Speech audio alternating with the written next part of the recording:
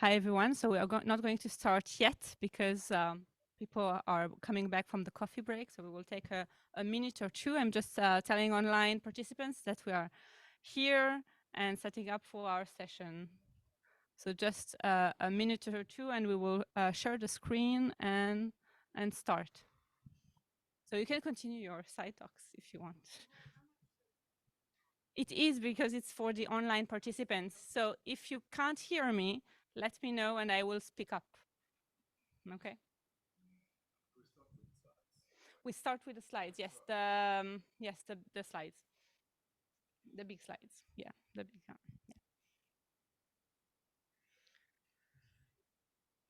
Oh yes, that's important. Yes. Mm. So we still get people in the space. We will do it quickly. We have a full session ahead of us.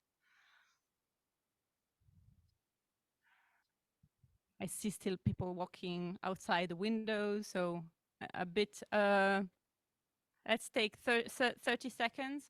And in the meantime, I know it's not on the screen, but we have live taking notes that you can find in the program of the plenary. So you go to the program, you go to our page, and you will find the link to the note. And I will share in a second the link on the screen. It's important that you open the notes.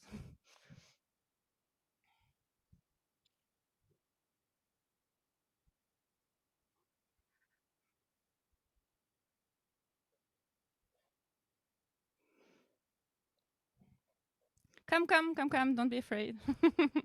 No, okay, he was too afraid. Maybe it's not the right session. Yes, come sit. I started because people online are already there, and we are 3 minutes after 11, and we will start now. So hi everyone, and welcome to our session for the software source code interest group.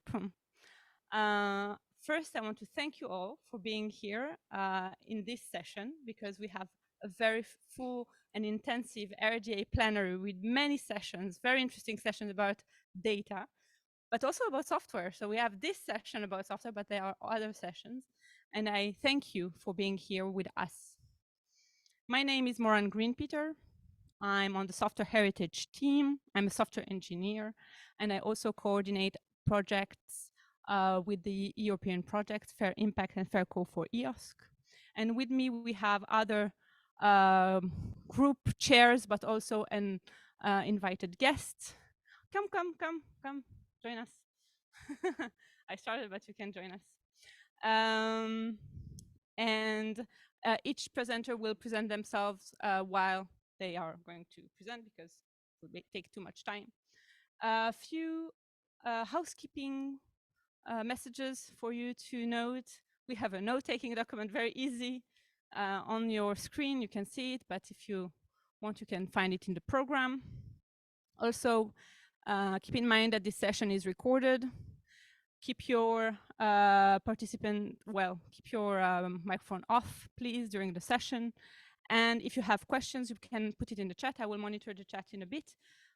But it will be better if you put your question directly in the note-taking document, because then people on site and people online can see the questions. You should know that on-site people don't see the chat. And now moving to, oh, this is not a good direction. Moving to our agenda, full agenda. It's divided into 3 parts. First, a very short introduction of this group. Then a few updates, and we have different presentation, plenary presentations by Tom, Roberto, and Neil. And because you will stay with us and see the presentation, I'm not going to introduce what we are going to talk about in the presentation. Just keep in mind it's about the thematic of this session is policies and incentives, and see what has been done in recent years for research software. And we will try to end with a group activity if there are not a lot of questions. No, even if there are a lot of questions, we will try to keep up and have all the questions answered and the group activity as well. Now about the software social code interest group, we have 4 co-chairs from the US, from the UK, from Europe, and from Australia. It's not written on the slide, but Neil, who is here behind me, so you can see. Julia, who might be online, but it's not very comfortable for the US folks, and Tom, who's here with us. We also have Roberto, our past co-chair. And the objectives of the software source code interest group is a forum for discussing research software in different use cases. A thing that you might note for this group, that it's very interesting forum that already yield 2 working groups: the FAIR for Research Software working group and the software identification working group, who already done the work. So now a bit of history. I'm not going to read the slide, but I'm going to ask people on site and online to say if they have, please raise your hand if you have participated in one of these sessions. So the first one was a BOF actually in Barcelona that was conducted with Roberto and Neil to see if there's interest around software at RDA. And we saw that there's a lot of interest. There were 60 participants. And through the years, we continued the effort on different thematics, including metadata and ontologies, identification, infrastructures, and so on. So I didn't see a lot of hands. So please, again, raise your hand if you have participated in one of these. Okay, okay. Ah, that's nice. A lot of new faces. That's good. Actually, yes. Sorry, I needed to raise mine as well. New faces is good because it means that we are evolving and we are growing. And yes, come please, people that are. I see there's a few spaces here. Next is what's happening here at RDA at Plenary 20. We have also a lot of sessions dedicated to software, and we have listed them all that you can find this in the slides afterwards. I'm not going to go through it, but it's really nice to see that software interest is growing. Working groups are forming to deal with software, research software, and that's a good view to see. And so why are we here? What is research software? How can we see research software? Research software is a pillar of open science next to open access repositories and open datasets repositories. We need this pillar of open source repositories. It has multiple facets. It can be a tool that is used. Well, now in the digital age, data without software can't be read, can't be accessed, can't be analyzed. It can be an outcome or a result, and it can be the object of research. And the special thing is that one piece of software can be those 3 things. It can be also a tool and an outcome and a research object. So it makes things a bit complicated. Now, why are we here in the software source code interest group, and why specifically software source code? So the knowledge is in the code, because the code is readable by humans and by machines. So there are some citations here. Program must be written for people to read and only incidentally for machines to execute, by Harold Abelson. And source code provides a view into the mind of the designer. That's very nice, important to hold that there is a designer behind the creation of the software. And the source code for work means the preferred form of the work for making modifications to it. This is in the GPL license, and the last one was Len Schustek from the Computer History Museum. So now, I know I can move. I don't know why. No? No. Okay, icebreaker question. So this is your time to go to work. Go to the notes and first put your name in the attendees list, because if you don't do it, we will get um, kind of problems with that. But after that, to go to the other questions, which is what brings you here, what interests you most in software. I'm not going to show you on the screen the responses. So online, you can do it very easily. On site, you can do it later while doing the other activities. This is the first question I'm going to ask you. And the second questions, going to the theme of this session, is about policies. Now, you are interested in software. You are, because, well, I assume that because you are here. Now, this is a more difficult question. This is a kind of a bonus question. If you are in an institution or a place where there are policies around research software, please put the link in the notes so we can collect all the policies in this in the icebreaker section. So explanation where you answer those questions, you go to the notes. I know it will take you some time. Then you get to the icebreaker section, and in the icebreaker section you have these two questions in the table, and just take your time and answer it, even if it's after the session. Don't have to do it now. Okay, so these were our two icebreaker questions, and it brought us to policies. And maybe this is the place where I'm handing you the microphone, Neil, because this is your part. Brilliant. And this is This one here. yeah. Thank you very much, Moran. So my name is Neil Chuhong. I'm based at the University of Edinburgh. I'm part of the Software Sustainability Institute. I'm very well branded today for those of you in the room, and hopefully you can see on camera as well. I'm going to be talking about two things to introduce some of the work that's going to be coming on later in this session. The first thing I'm going to be doing is give an update on the FAIR for Research Software principles.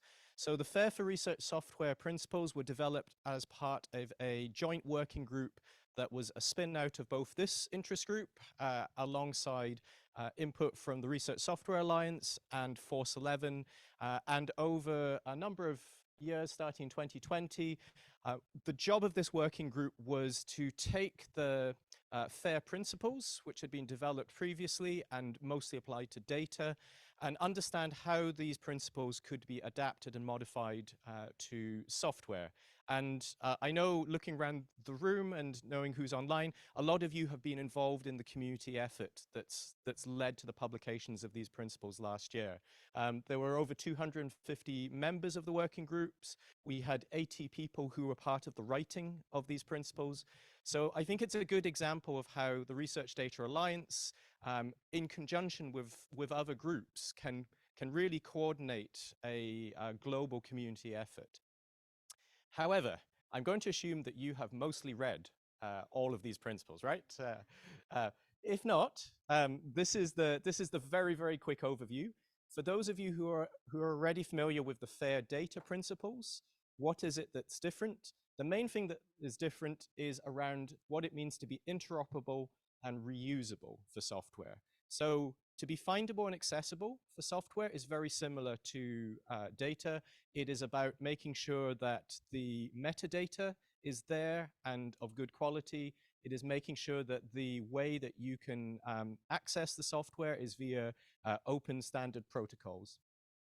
When we come to talk about interoperable, the main difference here is that rather than being focused primarily on data formats, it's also around application programming interfaces and ensuring that things are being done to community standards. And when we talk about reusability for software, we have a number of different aspects of reusability. We're talking about it being usable, so that the software can be the software can be executed, it can be run, and also it can be reused, so it can be built upon, it can be modified. And what the FAIR for Research Software principles do is look into the detail of how this can be made possible. But they are just principles. So the thing that I want to update you all on is what happens next, what happens after a set of principles are published. Well, what we do now is we head into the adoption phase. So even though um, the working group itself has closed, having developed these, um, we have a number of different people who are involved in ensuring that the FAIR principles are adopted.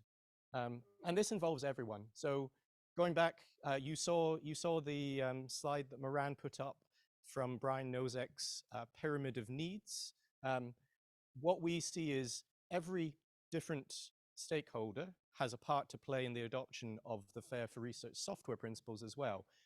Primarily the people who are either developing or in charge of the software, but also people who are a part of the larger ecosystem, the people who provide the infrastructure, the policy, the training, and the communities and the incentives. And we're going to be talking more about the policy and the incentives later. So why is this coming up here? The main thing is to note that as a working group that spun out of the interest group is where we follow the progress of the FAIR for Research software principles. It is where the ongoing governance happens, and it is where later on there'll be a review in a couple of years to see what's been the progress towards people adopting and meeting the FAIR for Research software principles. So what you'll see is you'll continue to see updates on the FAIR for Research software principles as part of the software source code interest group. There have been a lot of different examples and use cases of the adoption of the principles.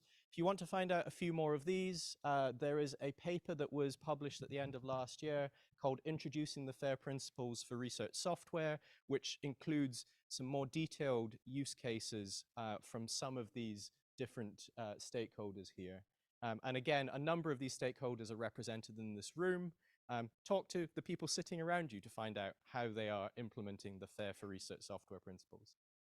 And finally, on this, if you have been reading the FAIR for Research software principles, have been trying to adopt and implement them, what we'd like you to do is share your experience. So at the next of these events, what we would hope to do is have some examples from the community of both the challenges and the benefits of adopting the principles within your own communities. So this is a little advert to say, we will be putting a call out to get some examples from people outside of the list that you saw there. Okay. Before I move on and talk about the software policy landscape, does anyone have any questions about the FAIR for Research software work? I'm also going to get some water so I don't cough into the microphone.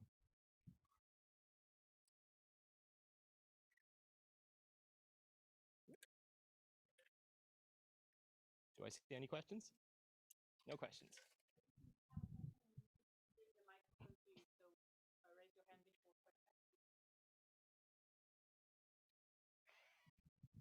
Oh, okay. We have one question.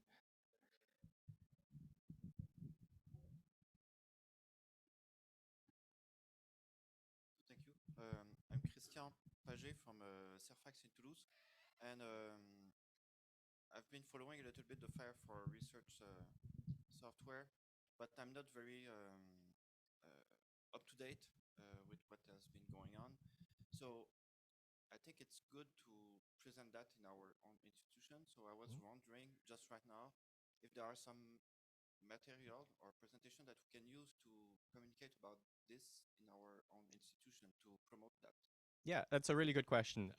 So there are some different materials. There are some slide sets that have been produced if you're wanting to reuse those. There are also some videos that have been recorded of past introductory sessions where one of the members of the group has provided this, and you can link to those. Maybe what we can do is we can put links to those in the document, the notes for today. And yes, people should feel free to share those. There is a list also that's maintained of all of the different engagements that we've had as part of the working group. So if you're looking for perhaps something that is a little bit more specific to your community, you may find that there's been something similar has been done before. Finally, you can always ask and see if someone who has been part of the working group is interested in giving a presentation to your particular organization. I'd also recommend that the paper introducing the FAIR principles for research software is a good first stage, because it shows both the principles themselves, how they've been developed, and examples of how they've been adopted and implemented. So that's probably a good entry point for people that are interested. Okay, I'm now going to move on to the next topic. So we're going to move on now to the software policy landscape. So as Moran said, this session is around policy and incentives for research software.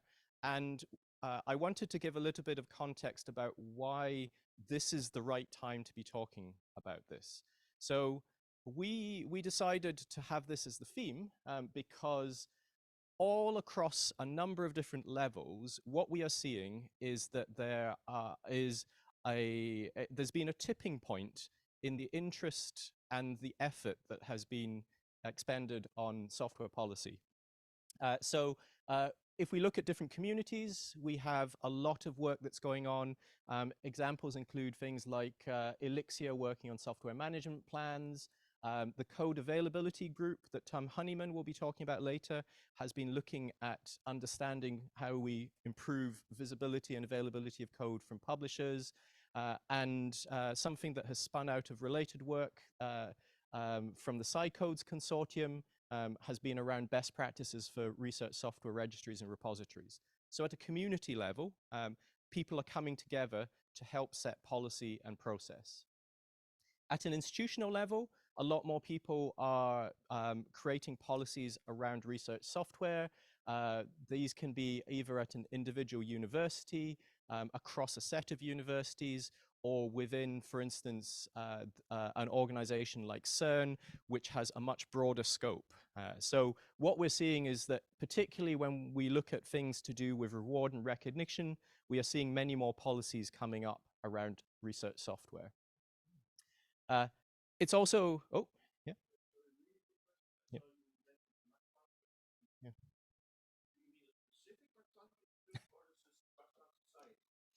Yeah. So I believe in this case, I'd need to check the exact link, but there was, I think, a group of individual institutes came together to come up with a joint policy around the way that research software should be developed across them.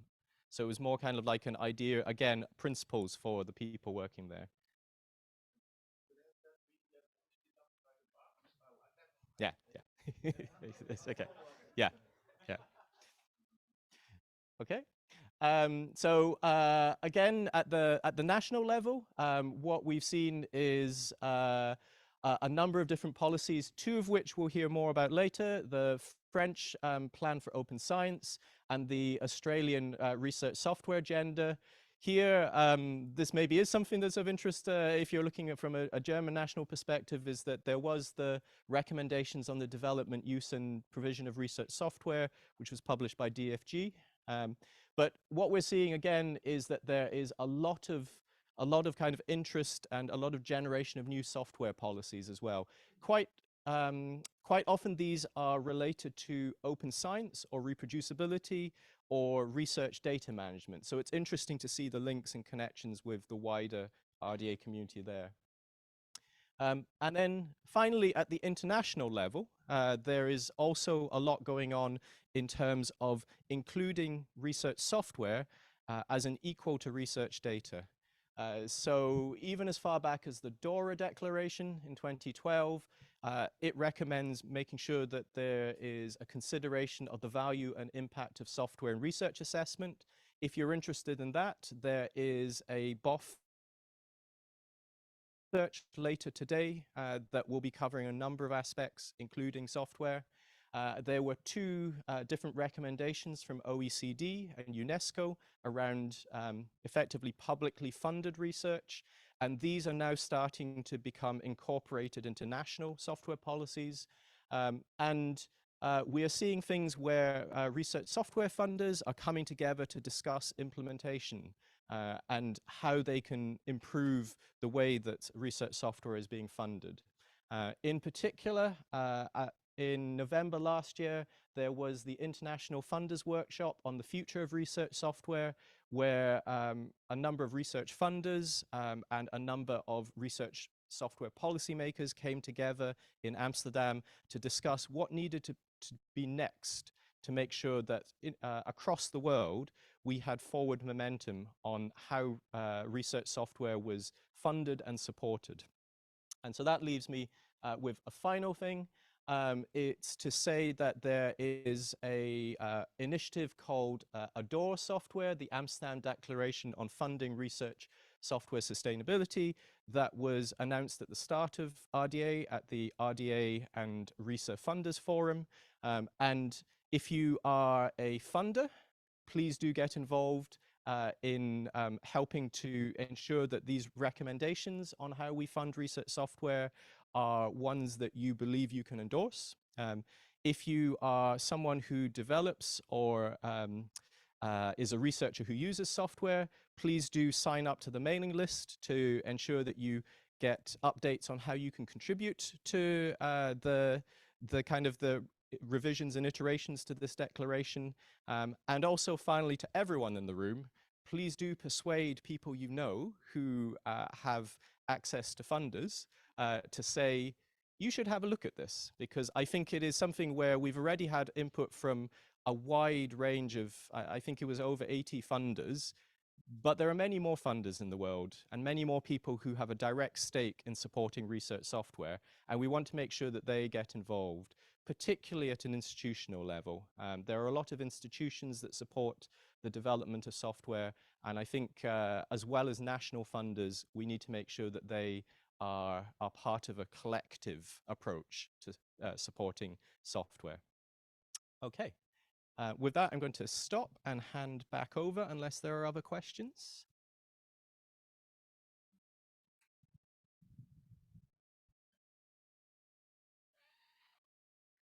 Thank you. I'm Daniel Garijo from the Universidad Politécnica de Madrid. My question is, it's great to see all these policies. Are there any studies or, some sort of existing work that measures whether these studies have been followed by different communities, or whether they have been having any effect? Yeah, so we're starting to see some of these studies. I believe that we're going to see one example from the code availability group in Tom's talk later. So I'm not going to talk about that particular work, and that's around adherence to publisher policies. So you'll see that later on. We've started to see some things looking at national funder policies, but to be honest, the challenge here is simply that many of these policies have been coming out in the last maximum 3 years. There hasn't been enough time to really measure them, but there are things in progress. And one of the things to maybe look at, if from the links in the slides there, is to some of these ones which have also alongside that been looking at measurement. And perhaps both Roberto and Tom, I'm sort of setting them up for this, will be able to talk a little bit around how their two national policies will be evaluated. So. Any other question?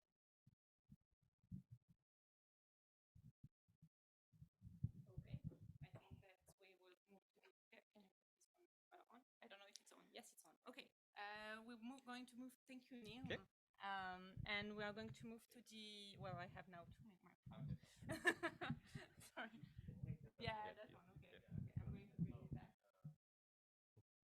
Thank you. Okay, so thank you very much for this introduction. It was exactly what we needed, also for you to go into the notes and do your icebreaker 2 question, which is the policies in your institution or in your country. I saw already that some of you were very diligent, so thank you very much for that. We're going to stop sharing the slides and give Roberto the hand to share his screen. And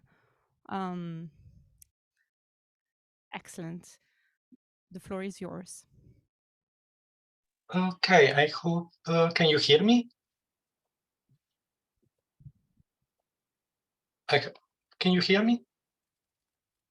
Yes, we can hear you. Okay, let me So the room mic doesn't really work. Okay, thanks a lot for having me here today. It's a pity not being with you right in this moment, but unfortunately there are too many obligations to going on the interesting places. Let me start by a brief introduction to clarify what hat I'm wearing with you here today. So I'm the founder and director of Software Heritage. I'm also the chair of the task force in the EOSCOM infrastructure for research software, but these are not the hats I'm going to wear. I'm going to wear the hat of the co-chair of the Software and Source Code College, which is part of the French National Committee for Open Science. And I'm going to tell you about how policy around software has been emerging in France, how it has been actually installed, and how it is being implemented, by giving you some precise element on how this is going. Well, all the story started back in July 2018, when the Ministry of Higher Education in France published its first national plan for open science. If you look at this National Plan for Open Science, which is a significant document, this is a policy at national government level, okay? So it is not an institution, an association, it is the government itself. There were three key commitments. One was basically on open access. We know this is a big fight, we need to fight, it's a long story. Then there was a second commitment on research data, which is the core of RDA by the and the third commitment was to not do this in isolation, but actually to be part of a European and international work. So the way this plan has been implemented is by first creating a national open science committee. So let me take a couple of minutes to show you how this works. It is actually structured at three levels. The highest level, the Open Science Steering Committee, is actually the political level. So here you have the Ministry of Higher Education and Research, you have the presidents of the university, you have the national funding agencies, you see the top people that actually make the final decision that become policy at national level. Well, these decisions are prepared by a permanent secretariat for open science, where you have a representative from this institution, but not the policymaker, the decision makers. And actually, these decisions are created based on work which is done by colleges or working group, you could say. And you see, in the beginning, 2018, this working group had only publications, research data, skills and training, European International, a lot of people from an institution, but not a single line on software. Right?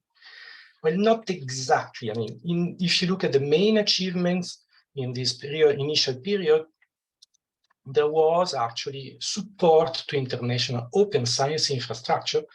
If I may take a few seconds to do some advertising here, I do hope that other national governments will follow French lead in actually using national money to support international infrastructure which are relevant.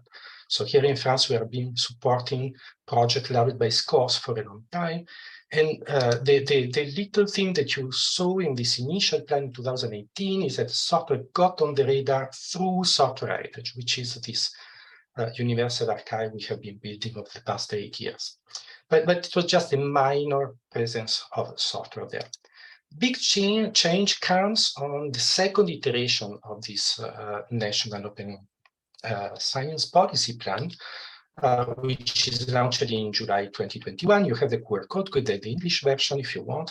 By the way, you will notice that this is a French plan for open science, but it is actually translated in English officially by the Ministry of Research, and this is actually part of the extra mile we are doing in France to help the international conversation, not just, I know for people in English-speaking countries, this doesn't seem a big issue, but you just write your document in English and it is automatically international. It's not the case if you're in a non-speaking, not English-speaking country, and this is a remarkable effort.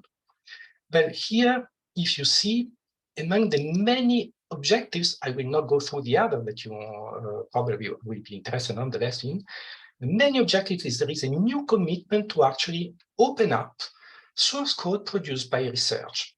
And actually opening up source code produced by research, this is a key desire, but it is precisely implemented in different way.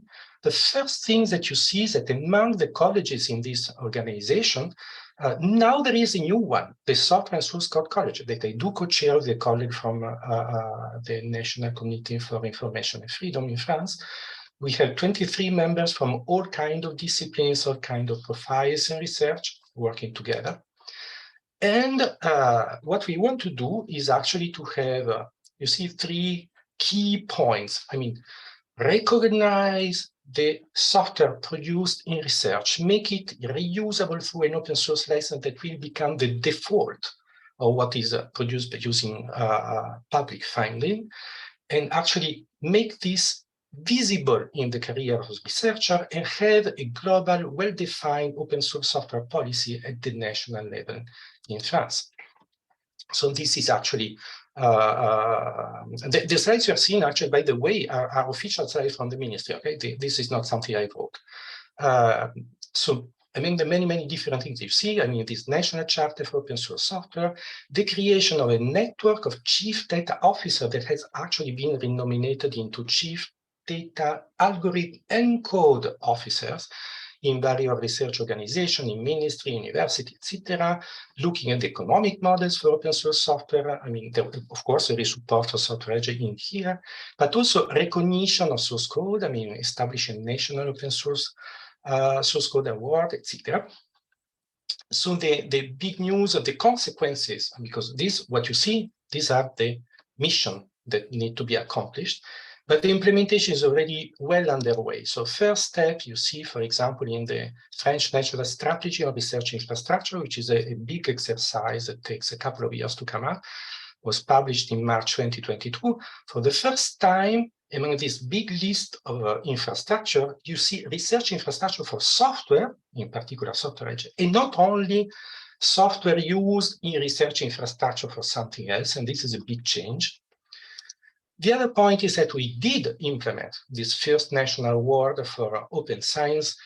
This was an incredible effort, okay? So it was at national level. We made a huge effort to make it inclusive. It was not an award for computer scientists. It was an award for research software in all disciplines.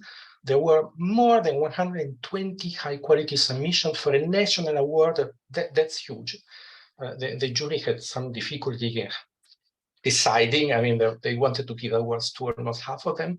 So there were 4 awards, 6 successes in many different categories. There is an article in preparation where we will actually try to share and spread all the way we had to set up this award in case other countries or at an international level want to set up something similar. It is not an easy thing to do.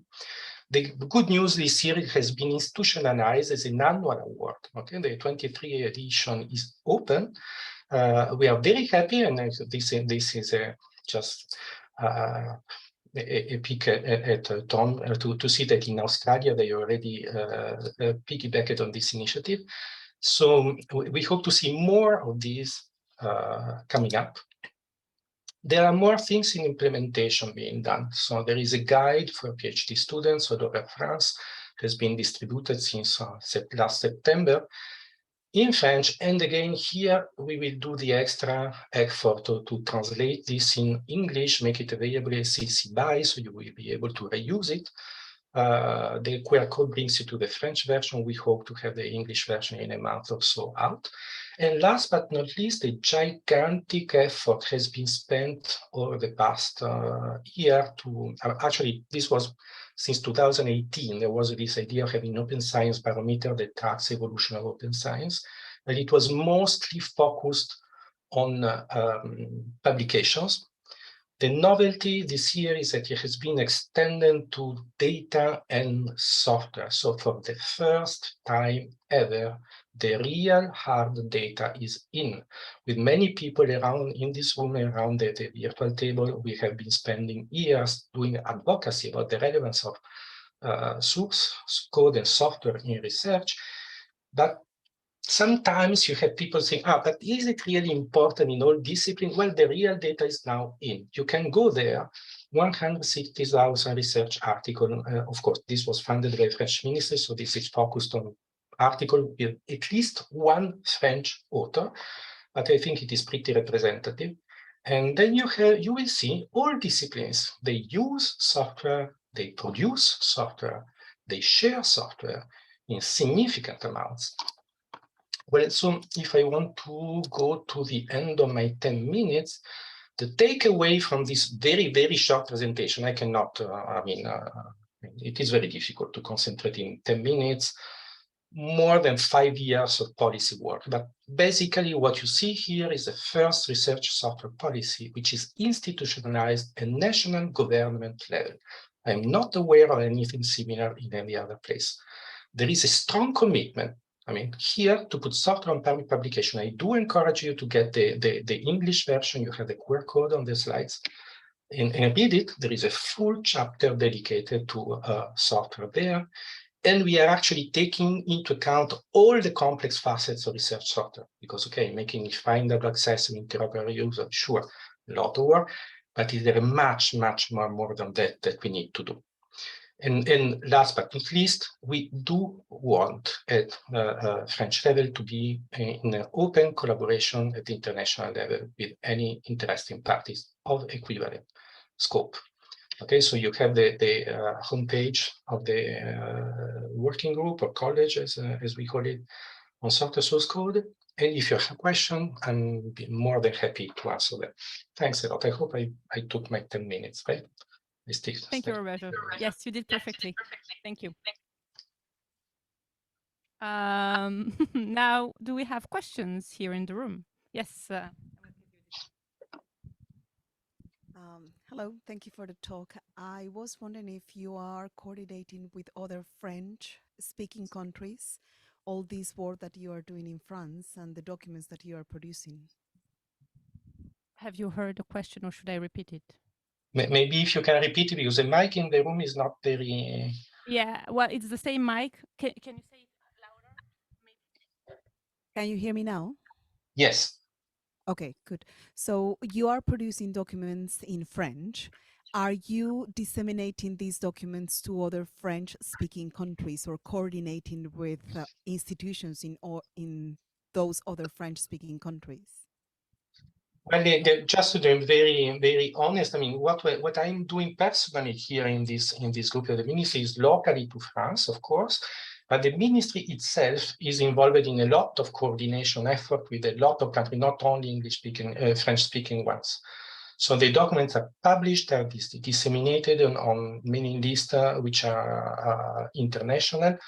And for example, even the French Ministry of Research is very present in a UNESCO discussion on the implementation of the open science recommendation, etc. Actually, they were the one pushing to have source code in there.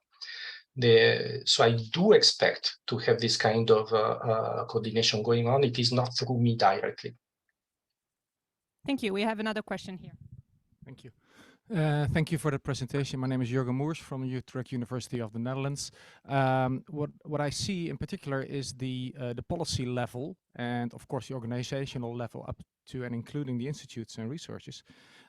Did you already get some insights into the actual data management plan that are derived from guidelines, from policy up to guidelines into the operational level in the research cycle, such as the application of data management plans? Well, okay, so well, data management plan is something which is taken care of in other sector. I think you are Excuse me, software management plans. Software management plan. Thank you. Okay. Yeah, okay, so there are many different ideas on what a software management plan could be. We are not yet working on this at policy level for many reasons, you know, I mean, depending on the discipline where you are and the maturity level of the people have when developing software, the kind of requirement you may have may vary a lot. So it will take time to get something which is actually sufficiently elaborate to ask to people that can do a lot, ask them a lot, and ask people that can only do a little bit, ask them to go to this little bit and maybe a little bit higher. So, and the one size fits all, it doesn't really work in the software world. It's really too complicated for us. So we are not yet there. Next question. It's not a question, actually. It's just to add on this topic of software management plans. I'm actually happen to sit next to another person who's working on software management plans. But I just wanted to say, and the question was from the Netherlands. I'm Maria Cruz. I work at the Dutch Research Council in the Netherlands. And last year we partnered with the Netherlands Science Center and we developed a practical guide to software management plans, which originally was intended as a national guide for the Netherlands, but actually we had a lot of input, international input. So the guide is well, software is international, so I don't see it as a national guide anymore. And I have Leila here, works at Elixir, who also have software management plans for the life sciences. So there are examples out there. I don't know if you Yeah, want to add we are very well aware of the work you have been doing, which was very interesting, by the way. And we actually appreciated a lot that you do not try to impose a common baseline in the I wouldn't call it a software management plan, what you produced. I would call it a building blocks for a software management plan, right? So you're actually going to the right direction. But then when you want to impose something at policy level, that's a different story, okay? So when you want to make something mandatory, then what pieces, what building blocks are you going to put as mandatory or what not? That's a complicated issue. So, you know, when you're at the ministry level, you need to be a little bit wary of what you are imposing on everybody. Yes, thank you. Thank you, everyone. I'm not going to take another question because we are running out of time, but you have a Q&A section in your note-taking document. So I know that you are on it because I saw a lot of answers on the icebreaker questions. So if you have other questions to ask Roberto or Neil, or next we have Tom, please insert those questions in the document and I will ask them kindly to answer it there. Okay, so we are moving to the videos now. Thank you, Roberto, for the presentation. It's good to have you with us even online. Now, no, the other one.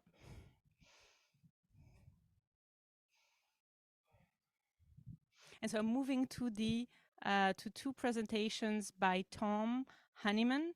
Maybe Tom, in the meantime, can you introduce yourself? Oh, you might, yeah, in the video you are introducing yourself. Yeah, we'll keep that.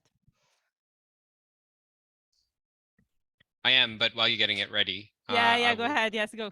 I'll say I want to connect to what Roberto was saying. We're very much following in the footsteps of the French in some of the work that we're doing here, and in particular in the prize. And so these presentations will be policy at different levels. They'll be about activity looking at publisher policy and consistency and inconsistency there. And also where we come from the ARDC perspective is within national research infrastructure, which is at a different level. So I don't know if you're ready. Yeah, we're ready. Yeah. You can. Yeah, go. Right. Yes, and big. Hi, my name's Tom Honeyman. I'm just giving a quick update on the Publisher Code Availability Policy group. So I'm talking today about a piece of work that started with a Birds of a Feather session at the last plenary, organised by Lauren Cadwallader from PLOS. This has evolved into a Research Software Alliance task force, and now as a group we are considering turning this into an RDA working group. So far we've done a light and now a deep pass over the policies of a range of publishers to consider if or how code sharing is captured, and in doing so how it might be improved. To be clear, this conventionally refers to sharing the specific code or scripts capturing the decision points made or computational methods used in relation to the findings of a paper. It does not usually mean making the code of a new software tool available, for instance. We're focused in this deeper phase on policies that applied across the whole of the publisher's journals.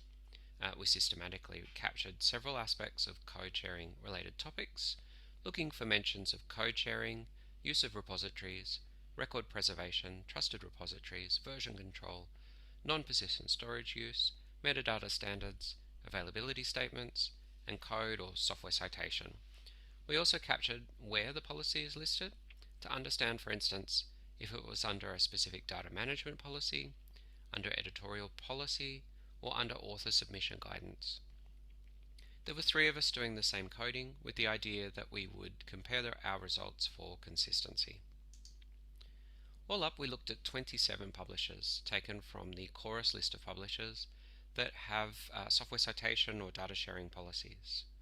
That means that this is not necessarily a representative sample. What we found was there was a high level of disagreement on coding the categories, and for our results, we've essentially gone for a majority outcome, with Lauren as the tiebreaker in a 3-way split.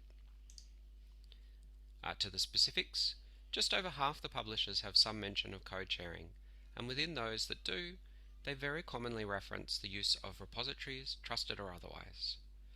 Almost 2/3 suggest or mandate availability statements, but in terms of mandatory actions, these are uncommon and almost all of them are under society publishers. Less than 1/3 mandate availability statements.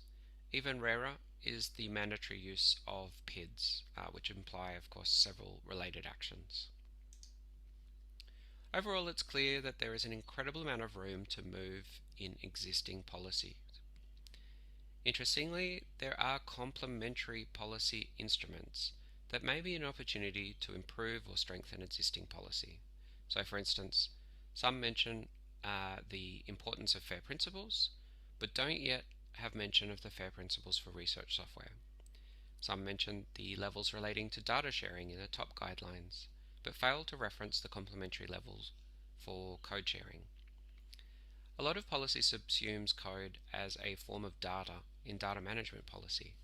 This means that there may be a line saying treat code as a form of data, and then all subsequent encouragements only mention data.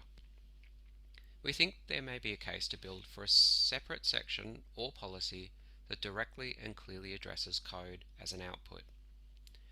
The reality is, we're looking at a lot of soft policy or guidance designed to facilitate submissions being received, and need to keep this in mind.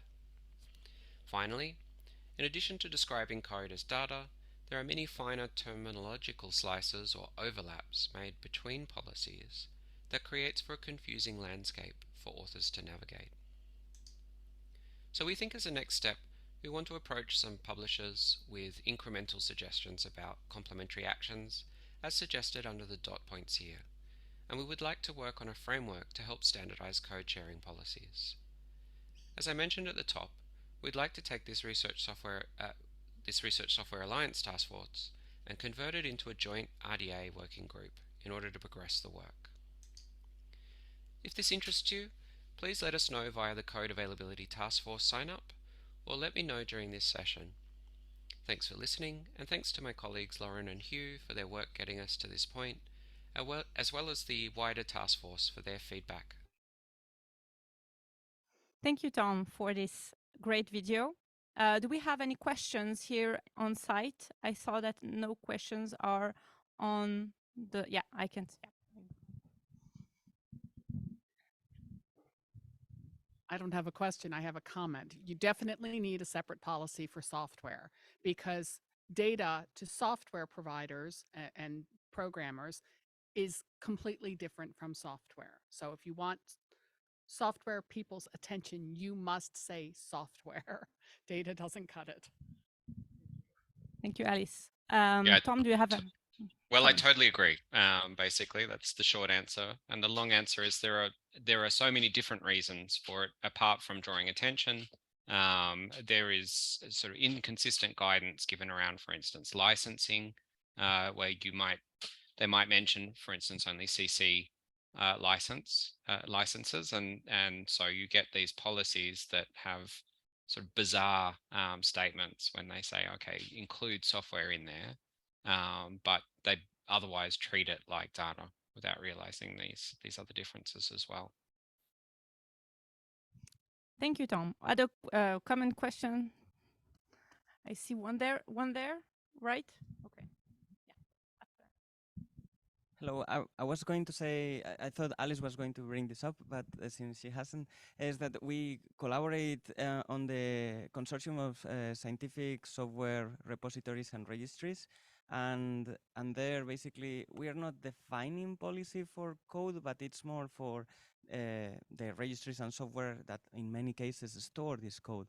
So I wonder if there is also like a potential to collaborate and bring these two groups together. This year I'm co-chairing this group, so it would be great to create this connection. Thank you. So that, Thank you, just Dan. double checking, you mean the PsyCodes group? Yes, Psychos. Yep. Yes. Yes, Tom, sorry, yep, I'm with the excellent. microphone. Yes. And yes, yes, that sounds like an excellent suggestion. Thank you.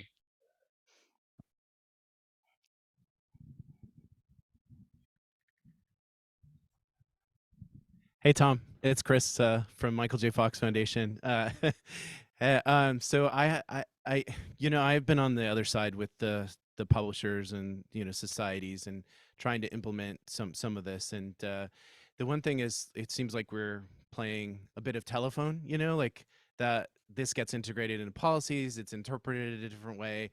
Then the researchers are like, I wonder what I exactly do with making this code available. And I wonder if we can also like sort of practice what we preach, for lack of a better phrase. I'm just saying, like, how can we make this more like machine action, machine readable, machine actionable, something that like researchers can just use and plug in, into to reuse when they're publishing, something that captures all that we want to do, in a checklist, and then makes it more streamlined. And because I think that's the challenge here, right? Like, is that you talk to the publishers and societies, and then they relay it to their communities. And if we had like a place where we could point to that structured this, and like really made it sort of streamlined for them, then that would be great. Yeah, I totally agree. I mean, if we could short circuit that, I guess that it's kind of like a circle that it's going around in. If we could reduce the total number of steps in that circle, that would be fantastic. I mean, my general impression is that if we can anticipate the kinds of things that would help make it easier for adoption, that's kind of the best that we have, short of a good coordinating function, which would be ideal. Yes, thank you, Tom. Any other question? Here. Okay. And I agree with the checklist idea. I will know that. Hi, it's more a comment, like a question. And I really think that we need to involve publishers more in this, because it's great that we can see that some publishers already have policies for data sharing, code sharing, but the availability of the data and the software, if they are asking for it, is still kind of buried. It's not part of the metadata of the publication. And I think it really should had a prominent place, same as the authors, same as the citations, etc. Because if it is buried in the text, well, yes, we have text mining, but it's not that easy. Thank you, Leila. I'm not going to have any other questions or comments. I'm going to enter here. We will move to the other video. So please set up the video. If there's a last comment from you, Tom, before the video is played. It's this one, yes. Then please join the group. And all I would say is there are publishers in the group as well, thankfully. So it's not just us talking to publishers, but we need more publishers, yes. Thank you, Tom.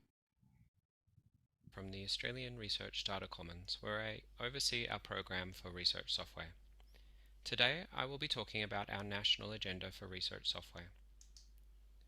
For context, the ARDC was established under the Australian Government's National Collaborative Research Infrastructure Strategy, or NCRIS, in 2019. The ARDC is part of a network of national research infrastructure facilities shown here, all supported by NCRIS. Together we provide national research infrastructure for the benefit of Australian researchers. The ARDC's future strategy is based around the concept of a thematic research data commons that enable us to support the maximum number of researchers through a small number of strategic priority areas, shown here as vertical lines. We have a program of work around research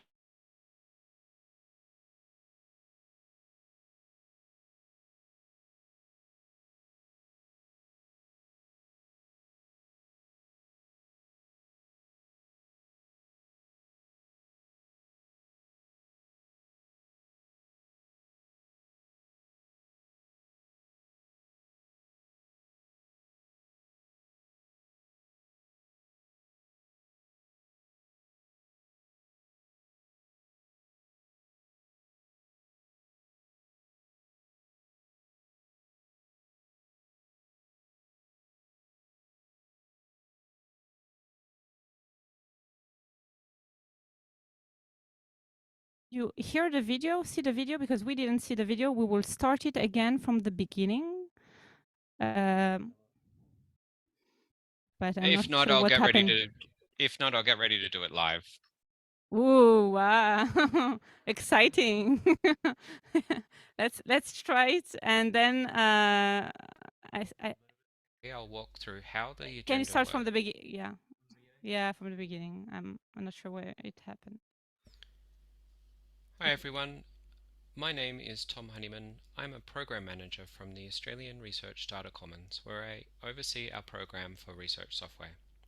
Today I will be talking about our national agenda for research software. For context, the ARDC was established under the Australian Government's National Collaborative Research Infrastructure Strategy, or NCRIS, in 2019. The ARDC is part of a network of national research infrastructure facilities shown here, all supported by NCRIS.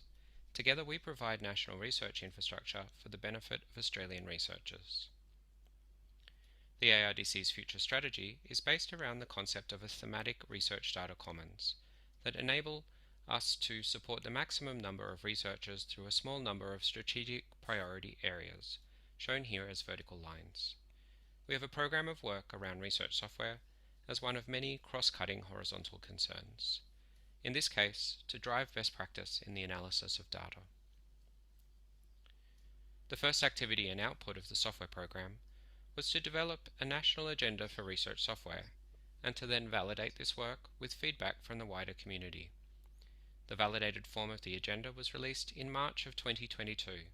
Today I'll walk through how the agenda works rather than precisely what's in it, and I'll finish by talking about what actions the ARDC is taking in policy and incentives with reference to the agenda. The agenda is a set of actions to address recognition of software as a first-class output of research.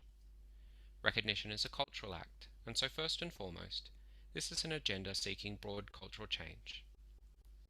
It is also focused on thinking of software as an output, and specifically focused on actions when that output is created during or for the conduct of research. Finally, it is building on the assumption that software as an output is not given the same status as other forms of output.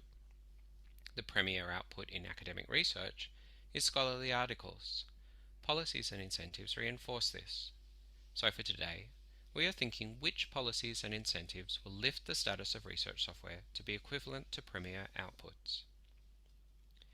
The agenda forming process identified three big cultural challenges which direct all subsequent actions. These are the shift to more transparent practices in research over time, enabling broadest applicable impact through timely application of best practices, and the general lack of support for the ongoing maintenance of valued research software infrastructure. And these are expressed in the agenda document as a set of goals and actions. We use the mnemonic see, shape, and sustain research software to talk about different clusters of related activities, each working towards a separate goal, and collectively working towards that recognition of importance and value. At the heart of the document is a division of research software into three kinds. The three types of software has been a challenging concept to convey, so I'm trying a new angle today to see if I can get it across more quickly. First, the distinctions are not based on the form of the software, but rather for their purpose within research. There's a large amount of ephemeral code created in research, which is usually discarded shortly after it's created. This code captures the provenance of research findings. This is different from software where it is substantially a representation of new knowledge itself. These are not discarded, they are made available as new ways of conducting research. Finally, there are forms of software that capture ways of doing research that are broadly accepted and valued. The three challenges mentioned before are most acutely felt in alignment with one of each of these three kinds of software. The agenda provides profiles for those with responsibilities to achieve the change. The labels here are for profiles, not conventional definitions. So for instance, there are three different profiles of makers of software, which are mapped onto the three different types of software. And for the three boxes on the bottom right, these are groupings that bring together quite a wide array of people, but they're built around the common actions they can bring to the table. After this, the three challenges are broken down into separate approaches and separate outcomes. I'm going to use C research software as the example for all three to give you a sense of the structure. So, first, for the approach, we describe what success would look like. Then we give specific actions against roles for achieving success. And then finally, we propose what the outcomes would be upon success. The idea for readers of the agenda is to identify with one or more of these perspectives, to understand what part they play relative to others, and to connect their own current and future actions to a larger narrative of change. And that, in a nutshell, is what the National Agenda for Research Software is. What has happened since the release of the agenda? Oh no! With many stakeholders across Australia, is now attempting to tackle the change. For our own part in this, we do it from multiple perspectives, but not all of them. We are an infrastructure provider first and foremost, but we are also a policymaker, a supporter, and a maintainer of our own software assets. Turning the agenda into a program of work, we use an abbreviated version of the Centre for Open Science's Strategy for Culture Change, much beloved by research infrastructure folk around the world. We consider what infrastructure makes the change possible, what guidance makes it easier, what communities normalize change, and what advocacy work we can do to introduce incentives and drive policy development. This is our program strategy on a page. We have separate activities against every single cell in this grid. I'm not going to read it out, so feel free to look at the slides later and ask me separately if you're interested. I'm going to finish today by letting you know how our policy and incentives activities are guided by addressing our national agenda, starting at the top. For visibility, we've reviewed the policy landscape at research institutions in Australia and see a large gap. There are essentially no policies considering the challenges and opportunities of software as a research output. So we've developed a guide to drive policy implementation and standardization at research institutions. That guide lays out the opportunities and risks that would be addressed and connects it to relevant policy instruments, both international and national, as well as legal requirements that institutions need to address, but which they are not currently addressing. Through the Research Software Alliance Task Force I presented on earlier, we're helping to drive change in publisher policy with the related issue of code availability. When considering the challenges against creating new software for others, we've focused on scholarly societies. We're trying to drive recognition with research we're trying to drive recognition within research of new software development as a legitimate form of research. The focus is changing the minds of senior scholars to recognize that there is a shift occurring in the way that research is undertaken in their fields. But the beneficiaries are usually early to mid-career researchers. We've partnered with the Netherlands eScience Centre to create a badging tool for FAIR software, built around the new FAIR Principles for Research software. If you're interested, please get in contact, as this is currently in alpha release.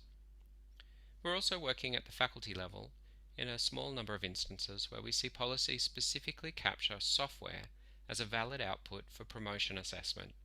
We want to see this practice spread sideways.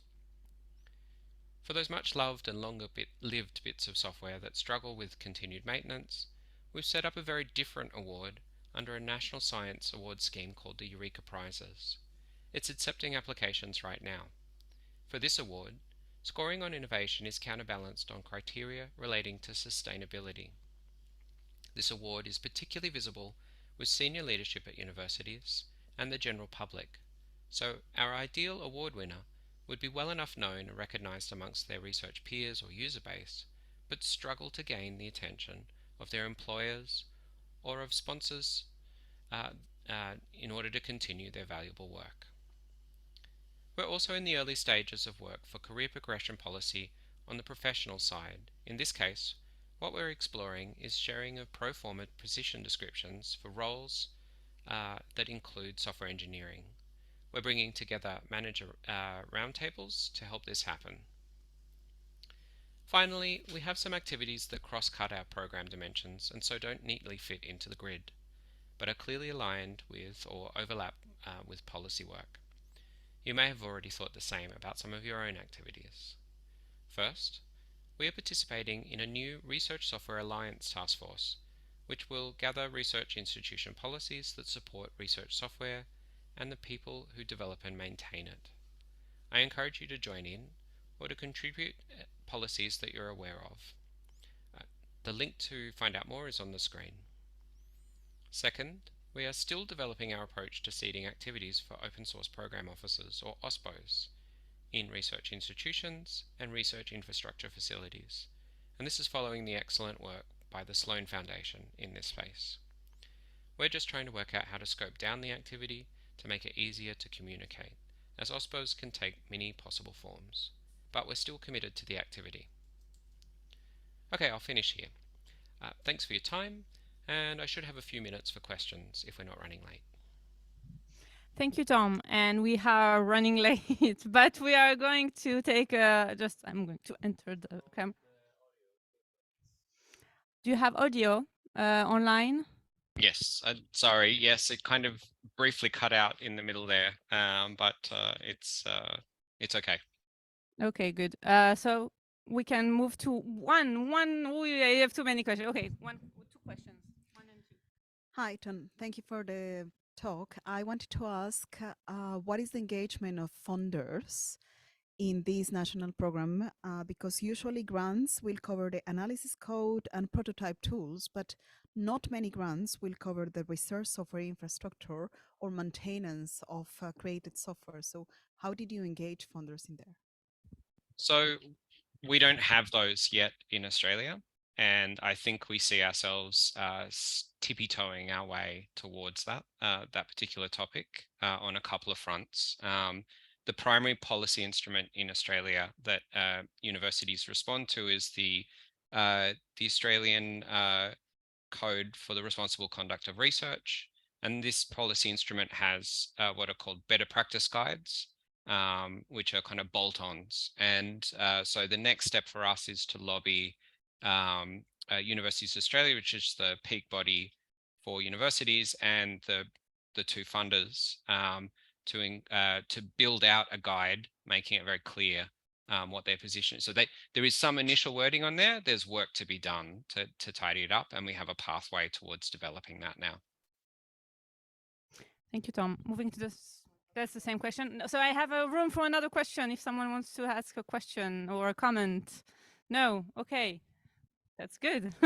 So I'm going to ask you all to go to the note-taking doc. Well, first, I'm going to thank Tom. Thank you, Tom, for your presentation, and thank you, everyone. Thank you, Neil, and thank you, Roberto.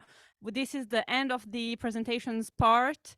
So we're moving to the activity. We don't have a lot of time. We have 15 minutes, but you have already been very helpful. You have already worked a lot on the document. I saw many answers, interesting answers on the icebreaker about collecting policies. We're moving to another question about incentives. I'm going to share my screen, but in the meantime, I want to see you think about it on the document. Just a second, I'm going to be back in a second with my own screen.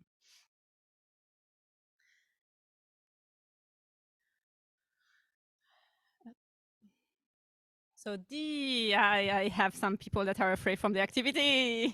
They are moving out. Okay. But the activity is identifying incentives. I've set up a few slides for that, but your answers will be most valuable in the document because then they can be captured, kept, and then discussed. So move to the document if you may. And I will move there too, because here it is. You can see it on the screen. And so before I'm going to show this empty page with no answers, I'm going to show how diligent you were on the other icebreaker question, which was the collection of policies. So thank you for doing that. Now, if we do want to discuss a little bit about incentives before looking at this document and why it's important, I already showed this pyramid, but didn't take time to kind of analyze it and describe it. So first, Neil said, and he was right, it's Brian Nosek's pyramid. And we have the first part of this session was about policies and really the top of the pyramid. Software Source Code Interest Group is interested in the full pyramid, and we are mostly discussed the other layers that make it possible, make it easy, and make it normative. And now and also make it rewarding, because credit and citation, which is a subject that we discuss a lot in different working groups here in RDA, but not in RDA, also in Force 11. And so this is part of this incentive. If someone has a comment or a question or an incentives that they want to share with the group, not in the documents, I can move around with my microphone, but your answers are going to be very valuable in the document.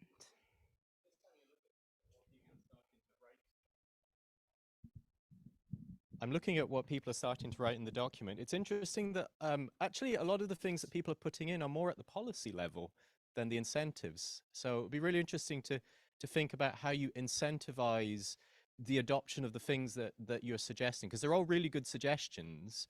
But yeah, how do you make it a desirable, useful thing?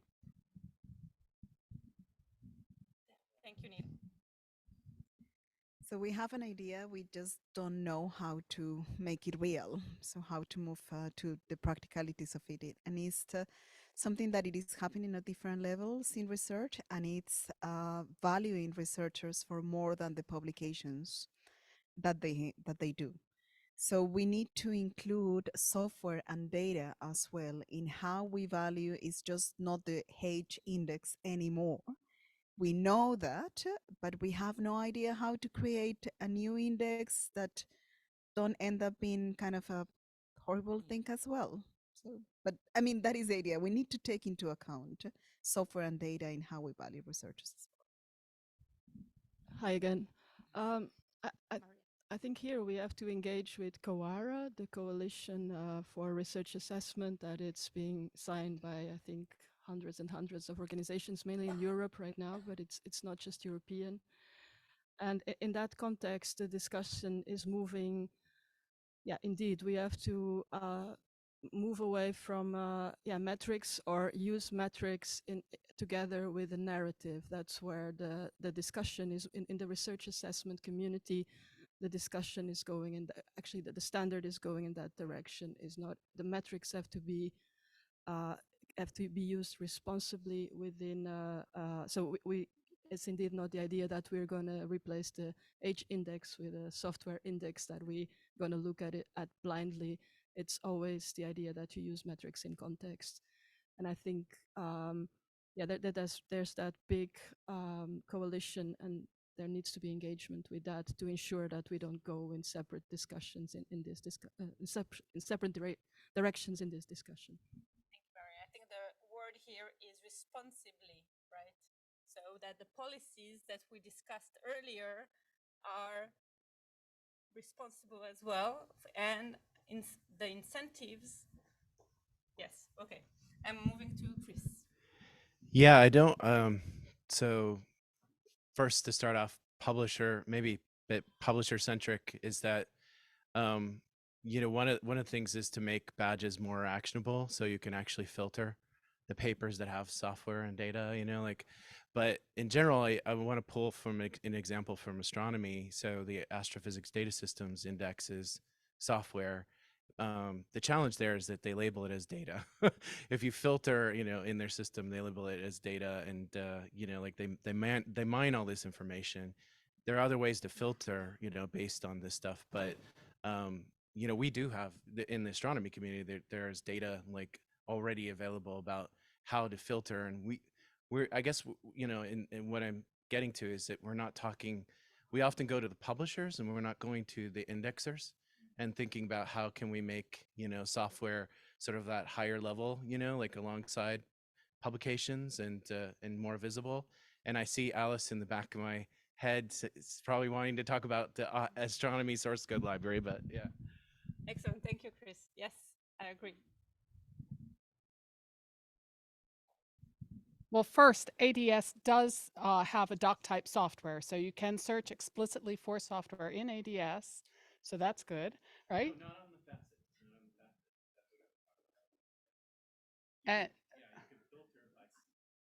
you can filter by software, like with what you're saying, but there's not a facet on the side that says, it just says data. It's not. It says related materials. They have one for data and then one for related materials. And they say source software for software. We can talk. Okay, later. we'll talk about. Yes. We'll talk about that later. But you mentioned indexers.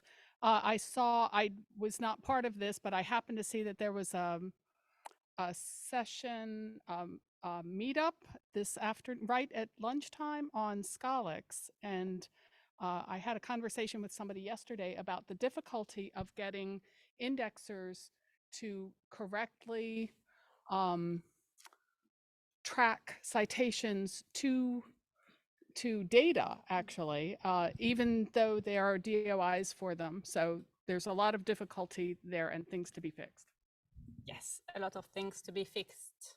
Any other comments, questions? Leila, you want to, but go. I'm closer.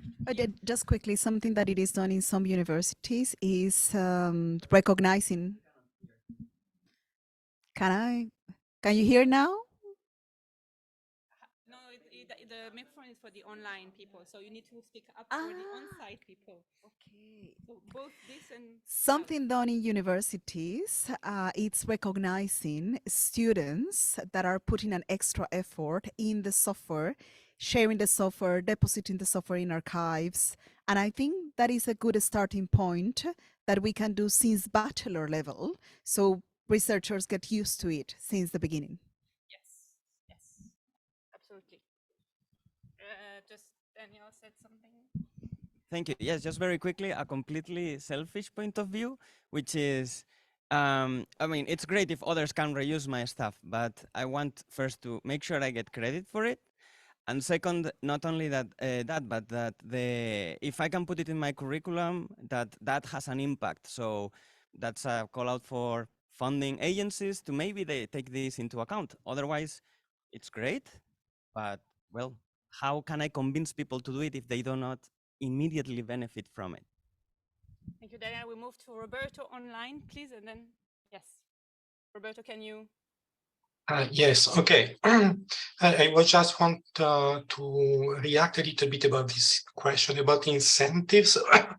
What Daniel was saying, I mean, getting citation, of course, is an important part of this, but in the evaluation of the careers of researchers or research engineers, or I mean, everybody involved in academia, the lady from the Netherlands Research Center, I'm sorry, I didn't retain your name, pointed out a very, very important point. And you have this coalition on research assessment that has been started that is trying to shift the weight of evaluation from numbers to from purely quantitative things like H-index impact factors to qualitative evaluation. And this is actually the very important thing we need to take into account when speaking about software. We, not just me, but many people working in our group have been terrified by some proposal we have seen in the past of, for example, counting the number of Git commits on software as a measure for contribution for software, something like this. The day some publisher or funder decided to do this, just let me know. In a couple of minutes, with a few scripts, we will be the first contributor to whatever you want. We will create tons and thousands of commits. That's not the way you want to do that. And especially there are software which are very small, software that are medium, software that are very big. You have thousands of contributors in scikit-learn. You have very tiny number, 2-3 person on other very important pieces of software. So you need the human in the loop in the evaluation. And so this means that the institutions doing the evaluation, and actually us, I mean, now I'm putting back my head as a researcher and professor, in hiring committees, we need to start evaluating the software contribution too. And here I remember the DFK published a new version of a curriculum back in September, if I remember well, where actually when you apply for funding or something like this, you can declare up to 10 publications, but then also up to 10 data sets or software contributions for quality evaluation by the reviewers. I think this is the way to go if we really want to change the culture, but it will take time. On the other side, getting the publisher to recognize that a piece of software is not the same thing as a piece of data, is not the same thing as just a standard publication, having it in the reference list and citing it properly, that's also a first starting point, which is important, but we need to agree on the metadata, we need to agree on the way we do referencing, we need to agree on the way we do the archival. So not an easy thing to do. Thank you, Roberto. Last comment from the room. Yes, just to add to the discussion, and totally agree, and starting from students, but also going up to career paths for research software engineers, and the support that they bring to researchers, especially when you are professionalizing the software and maybe more on the sustain area. And as it was mentioned before, I think the important thing about funding as well.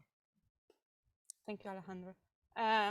You said time's up, right? This is the one that time's up. So yes, thank you very much, everyone. Don't go yet because time is up for this part of the activity, but I wanted to ask you to complete in the document some feedback and what do you want to see in our next session in Plenary 21, for example. And if we can have some volunteers to contribute to this plenary session on the next plenary. And if you like some things that you saw here in this session and you want to tell us, please do it in the document. It's the end, there's a feedback section. And I'm going to end on this, even though we have other slides and I wanted to share some things as well, but we don't have time. So thank you, Neil. Thank you, Neil. And thank you, Moran. And thank you so much, everyone, for contributing. So, goodbye.